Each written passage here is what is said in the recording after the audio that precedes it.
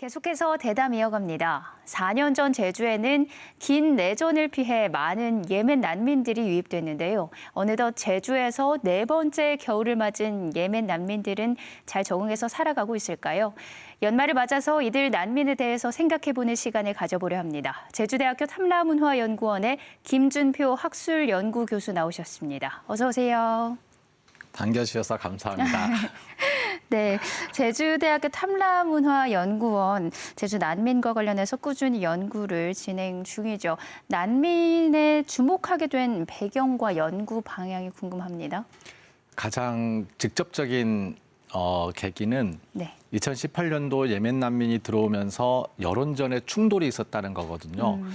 그게 저희가 보기에는 이상했습니다. 제주의 문화에서는 외부에서 들어온 이방인들을 즉각적으로 내치고 배척하는 그런 경우가 없거든요.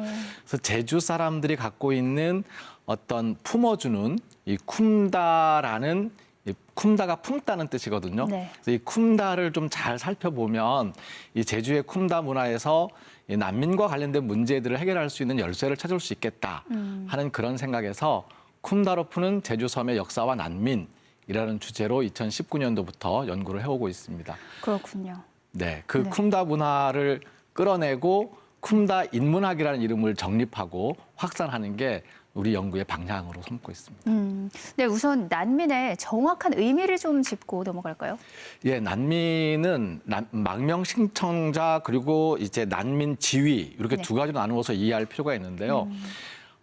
지금 우리가 살고 있는 지구상에서 모든 사람들은 국적을 가지고 있고 네. 국적을 가지고 있다는 건 국가의 보호를 받는다는 건데 내 국가의 보호를 받을 수 없는 형편에 처했을 때 다른 나라에라도 보호를 요청해야 되겠다 하는 마음으로 국가를 떠나서 가는 사람들 이런 사람들을 망명 신청자라고 하고 네. 그 사람들을 잘 살펴서 너의 처지가 딱하니 우리가 너희 국가 대신에 우리 국가가 보호해 줄게 라고 약속을 하게 되면 네. 난민 지위를 인정받는다고 합니다.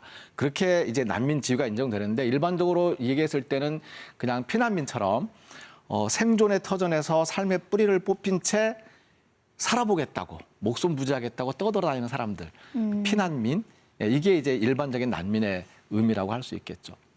네, 제주에서 난민이 화두가 된 게 지난 2018년이었습니다. 그때 500명이 넘는 예멘 사람들이 제주로 왔는데 당시 예멘은 어떤 상황이었나요?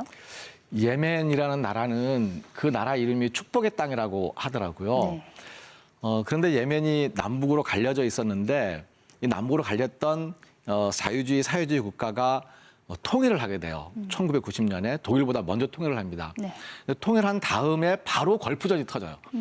걸프전이 터지고 전쟁의 소용돌이에 휩싸이는데 예멘만 우리는 전쟁에 참여 안 하겠다. 평화를 유지하겠다.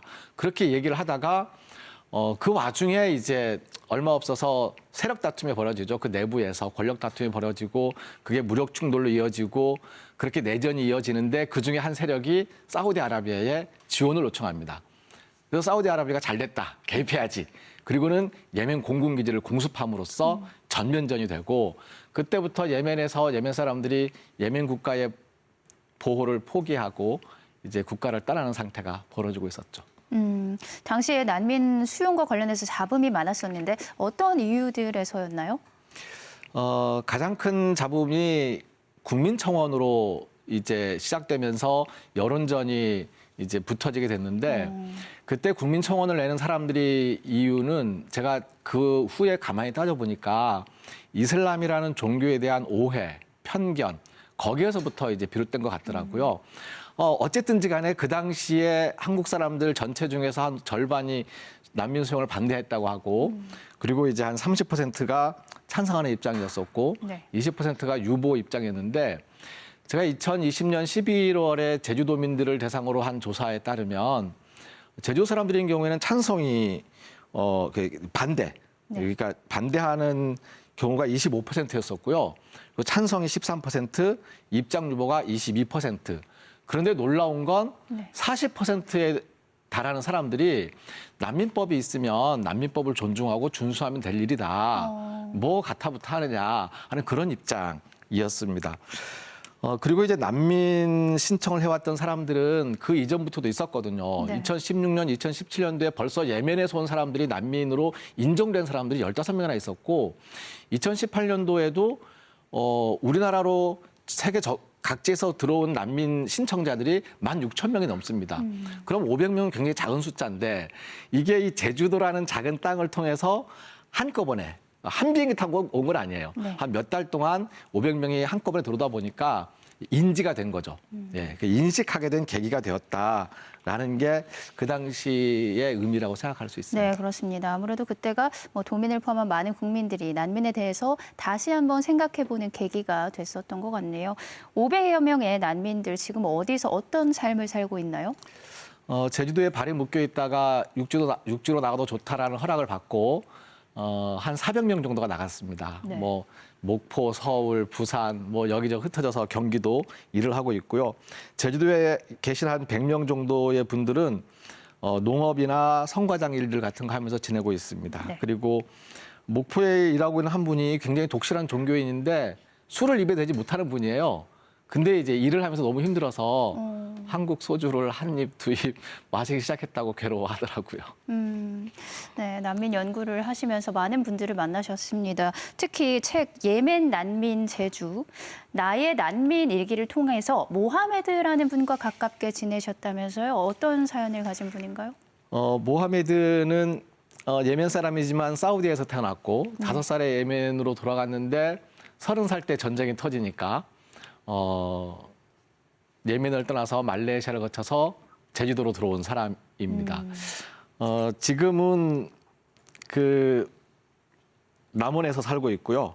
남원이요? 예, 네. 성과장애를 보고 있고 제주에서 올 때까지 한 3년 정도 걸렸는데 그 여정은 그 나의 난민 일기 그 책에 보시면 좀 자세히 나와 있으니까 참고해 주시면 고맙겠습니다.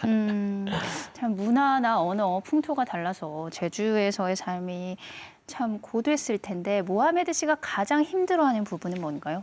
현재 힘들어하는 부분은 뭐 없고 여기 고향이라고 생각하고 있고요. 처음에 왔을 때 일을 구할 때 네. 한림에 있는 양어장에서 일자리를 구한다고 해서 소개해 주는 사람이 데리고 갔었어요. 네. 갔더니 일을 하기로 하고 마음에 든다고 하고 근데 혹시 어디서 왔어? 뭐 파키스탄이야, 인도야, 어디야? 저 예민해서 왔는데요. 라고 이야기하는 순간 뒤도 안 돌아보고 짜증내고 화내면서 쫓아냈다고 하더라고요. 그게 무슨 말인지 모르니까 알아듣지 못하지만 쫓겨났다는 건 인지한 거죠. 네. 그때 굉장히 속상했고 어떤 게스트하우스에서 일꾼을 구하는데 청소하는 일꾼을 구하는데 뭐 계속 임금 협상만 하고 이제 이 정도면 일할래, 이 정도면 일할래, 뭐 2시간이면 30이면 되겠네, 뭐 이렇게 얘기하면서 정작 채용은 안 하는 거죠. 마치 갖고 노는 것 같은 느낌이 들어가지고 좀 많이 힘들었다고 이야기를 합니다. 지금은 뭐 성과장 일도 익숙해졌고 일하는 일꾼 중에서 제일 고참이랍니다. 그 사이에. 그렇군요. 네, 지난달 21일에 중앙대학교 다문화 콘텐츠 연구소와 공동으로 학술 대회를 가졌다고 하셨습니다. 난민과 관련된 내용이었는데 모하메드 씨가 겪는 혼란이나 어려움에 대한 이야기도 오갔을 것 같아요. 예, 그 모하메드와 같이 썼던 나의 난민 일기 그 책에 있던 내용 중에 네.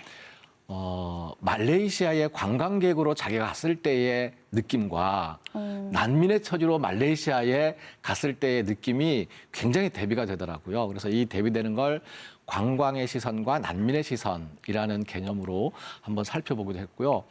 모하메드가 제주 공항으로 들어올 때에 존중받고 배려받았던 그 마음에서 희망의 시선을 좀 찾아보기도 했고 또 어떤 이제 분은 일본으로 밀양 갔던 제주 우리 조상들의 그 경험들을 되살려서 다시 한번 짚어보기도 하고 헤어질 결심이라는 영화 있었잖아요. 네. 거기에 탕웨이가 이제 연기했던 그 이주 여성 설애라는 이름으로 나오는데 그 사례를 통해서 이주민 여성이 느끼는 경계 그리고 타자에 대한 이야기들로 나눠봤었습니다. 네, 안타깝게도 지금 세계에는 그 어느 때보다 난민이 많은 시기를 보내고 있습니다. 아프가니스탄, 우크라이나 등에서 목숨을 지키기 위한 행렬이 이어지고 있는데요. 이런 난민들을 어떻게 바라봐야 한다고 보시나요? 사실은 제주도 사람들 정도 해주면 참 좋겠다라고 생각하거든요. 난민법 있지 않냐. 그대로 하면 될 일이지. 뭘 그걸 두고 가타부타 하느냐. 냅둬라. 이런 입장이 40%라고 했잖아요. 네. 그리고 아직 잘 알지도 못하면서 무슨 찬성을 하고 무슨 반대를 하는 건데 지켜봐야지 하는 입장이 22%였었고 그럼 62%의 제주도 사람들은 그냥 놔둬라는 거였어요. 그러니까 이걸 저희는 쿵다 문화로 이제 인식하게 되었습니다. 그래서 육지 사람들도 이렇게 좀 지켜봐주고 놔두고 봐주고 나중에 마음에 안 들면 반대할 수도 있고 그럴 수 있지만 난민에 대한 염려들을 하시는 분들이 가끔 보면 범죄의 그렇죠. 가능성을 얘기하더라고요. 네. 근데 사실은 이 사람들은 범죄를 지을 수 있는 사람들이 아니에요. 왜냐하면 범죄를 짓고 그것이 이제 대한 처벌은 추방이기 때문에 그럼 갈 곳 없어서 온 사람들은 어디로 가라고요. 그러니까 범죄에 대한 염려는 사실 좀 내려놓으셔도 괜찮을 것 같습니다. 그냥 지켜봐 주시는 그런 마음으로 제주의 쿰다 문화가 육지에도 좀 퍼져갔으면 네, 그래서 확산시키려고 생각하고 있습니다. 네, 알겠습니다. 그동안 탐라문화연구원에서 난민과 관련한 학술서도 꾸준히 발간을 하셨잖아요. 어떤 책들이 발간이 됐나요? 제일 먼저 발간했던 책이 왜 지금 난민이라는 책인데요. 네. 이 책은 학술원 우수도서로도 선정이 됐습니다. 그래서 난민의 출현과 인식에 대한 글이었었고요. 다음으로 어떻게 여기 난민, 이미 언제나 잡종이었던 우리 요 두 가지 책이 있었는데 우리가 사실상 다민족 다문화 사회의 이질적 구성체로서 살아왔다는 것을 확인하면서 난민을 대상화하지 않고 네. 우리의 한 부분으로 이해하자는 그런 글들을 담고 있습니다. 모하메드의 그 나의 난민 일기 그 책은 영어와 한국어로 같이 배치가 되어 있으니까 네. 이 책들은 또 이제 고등학교 도서관 이상 공립도서관에 다 배치되어 있으니까요. 찾아서 한번 읽어봐 주시면 고맙겠습니다. 네, 또 뭐 도민들이 난민과 관련해서 궁금증을 해결하거나 난민 당사자가 도움이나 자문을 구할 수 있는 곳도 있다면서요? 처음에 발벗고 나선 건 역시 종교인들이었어요. 그래서 불교, 기독교, 천주교인들이었었는데 각각 난민들을 돕기 위한 창구를 마련했습니다. 예멘 난민 돕기 제주불교 대책위원회, 네. 제주 외국인 평화 공동체, 그리고 나오미 센터 다들 열심히 도왔고 나중에 이제 민간 단체로 생겼던 것이 이제 모두 우리 네트워크라는 데에서 여기 난민만이 아니고 외국인 노동자, 이주민들이 함께 네트워크를 하면서 연결하고 뭐 만나자는 시청 어디에 있습니다. 네. 적극적으로 펼치고 있습니다. 그렇게. 네, 알겠습니다. 예멘 난민과 관련해서 보다 더 깊은 이야기는 제주대 탐라문화연구원이 펴낸 책들을 참고하시면 되겠습니다. 오늘 말씀은 여기까지 듣겠습니다. 고맙습니다. 감사합니다.